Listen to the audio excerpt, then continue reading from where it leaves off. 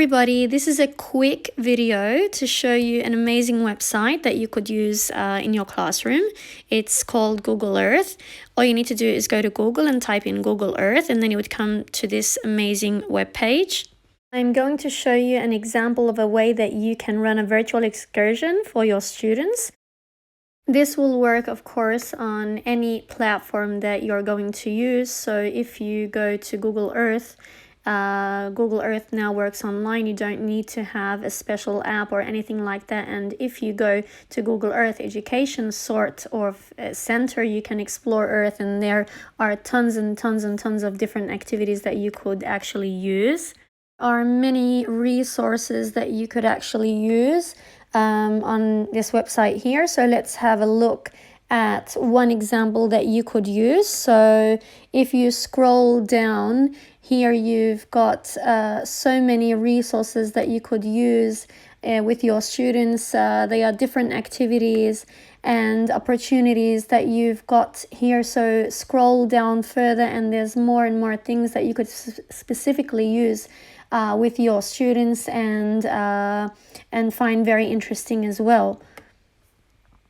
So, for example, you're now looking at natural or built communities or features or historical aspects of built features or something like that.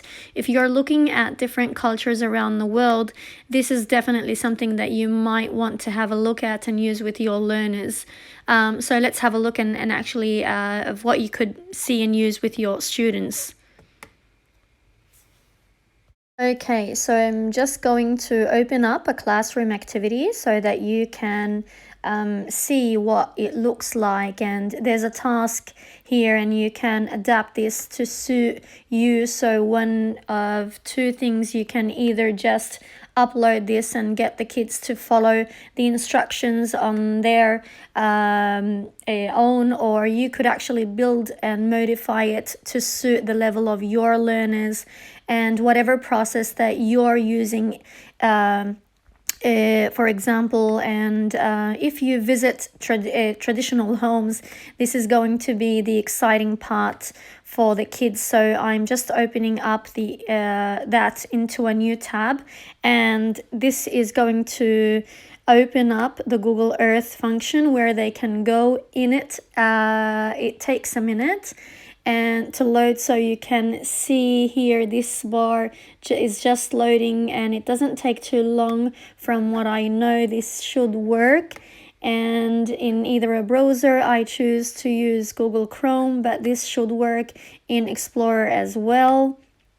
And then it takes you to this page where it says that is home, and there's a button that you could see here. So we're going to explore, and your students are going to have to again explore with this page and go and visit different homes, and there are all these different places that kids can visit here. I'm just going to scroll down and show you some of them so that maybe you're going to get the opportunity to click on each of these quite easily when they go into it. So let's just start with Africa, but keep your eye on the globe when I clicked on Africa. So see what happens, and then it's going to now zoom down into the first place that it's taking us to right here, and I can move this map around, and I'm just using my finger at the moment on the touch screen, but the kids have icons down here that they can use to change the way that this looks. And over on the right hand side, it gives you and it gives us information about it. So even if you're doing this with a younger class or lower grades or less advanced learners, then you not have the literacy skills to comprehend all of this text here. But of course, they are going to have fun with playing around with the arrows and exploring different places and just looking around their surroundings and talking about what's on there, so they can click on, read more. And of course, if we go down, we could see it's going to go out of the three things that they could click on and explore more, and it takes them to the next home so that they could look at and visit and zoom into as well. And they could actually go into houses and places and compare it with their own homes, so that you could talk about compare and contrast activities here, and also talk about values of being more appreciative of what they have. And I think it's very, very nice to just, go around and see what this website offers.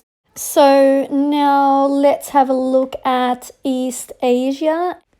And then it's going to zoom out, and it's going to take us across the world to East Asia and zoom into this next section here, where we've got a few tabs that we can look around here. So this is showing us where we are and some more information. I'm going to click on the next arrow, and it's going to take us in, and it's just loading here. We go in, and now we've got another part of the world where we can see how people live and what their homes look like. And again, you can click and zoom and jump in and have a look at these amazing and very interesting places and homes. And with the arrows, you can navigate and move around.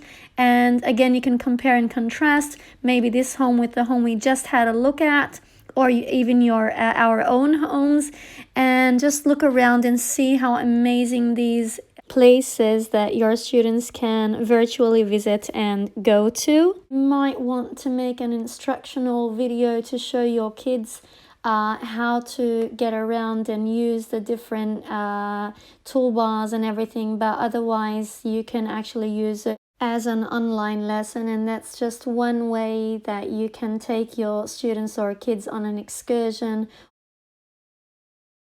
And I hope this video helped and gave you some ideas that maybe you might want to go on an excursion, a virtual excursion with your students, and explore the globe while they are still at home. And I'm just going to finish off with a very nice video available on this website. If you go to Google Streets, and then you would see this very nice video that you could share with your learners.